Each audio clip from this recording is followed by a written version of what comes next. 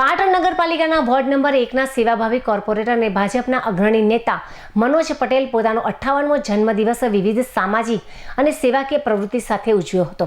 પશ્ચિમી સંસ્કૃતિનું અનુકરણ કરી લખલૂટ રૂપિયાનો ખર્ચ કરી જન્મદિવસ ઉજવતા લોકો માટે નગરસેવક પ્રેરણાસ્ત્રોત બન્યા હતા. પોતાના જન્મદિવસ નિમિત્તે મનોજ પટેલે વોર્ડ નંબર 1ની 7 આંગણવાડીઓને 125 જેટલા બાળકોને પૌષ્ટિક ભોજન અને કીટનું વિતરણ કર્યું હતું. શહેરના કાળકા રોડ ઉપર આવેલી 3 આંગણવાડીઓના બાળકો સાથે પોતાના જન્મદિવસની ઉજવણી કરી હતી. બાળકો વચ્ચે કેક કાપી તેઓને મગ અને શીરાનું પૌષ્ટિક ભોજન પોતાના હાથે પીરસીને જમાડવામાં આવ્યા હતા. આંગણવાડી કાર્યકરો મહિલાઓએ મનોજ પટેલના જન્મદિવસની શુભેચ્છાઓ પણ પાઠવી હતી.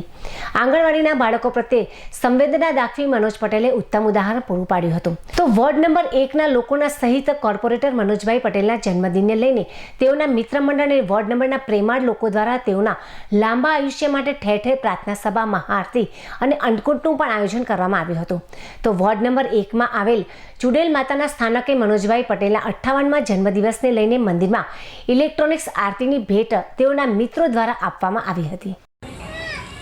આજે મારા જન્મદિવસ નિમિત્તે મારા તરફથી અને મારા મિત્ર મંડળ તરફથી પાટણની અનેકવિધ જગ્યાઓ ઉપર અલગ અલગ પ્રકારના કાર્યક્રમો કરી રહ્યા છે.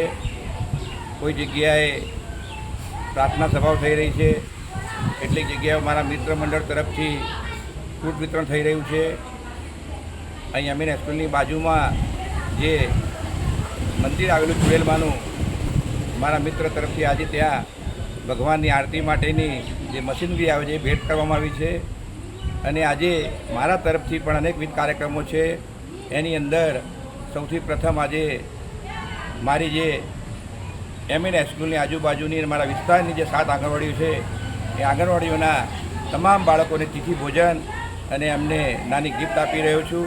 હું હંમેશા મારો જન્મદિવસ એ આંગણવાડીના બાળકો સાથે ઉજવું છું.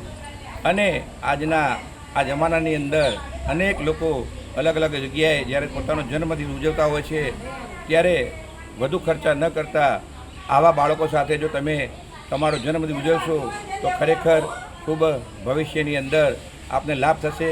કારણ કે બાળકો એ ભગવાનનું સ્વરૂપ હોય છે, એટલે સાક્ષાત ભગવાનને તમે જોડે બેસતા હોય એવું અહેસાસ થાય છે. ત્યારે આજના મારા જન્મદિવસ નિમિત્તે સવારથી જ મારા અનેક મિત્ર મંડળો, મારા સગાવાલાઓ અને મારા પાર્ટીના આગેવાનો દ્વારા મને જે શુભેચ્છાઓ મળી રહી છે એનાથી હું આજે ખુશ છું. અને આખો દિવસ સવારથી સાંજ સુધી કાર્યક્રમો રહેવાના છે.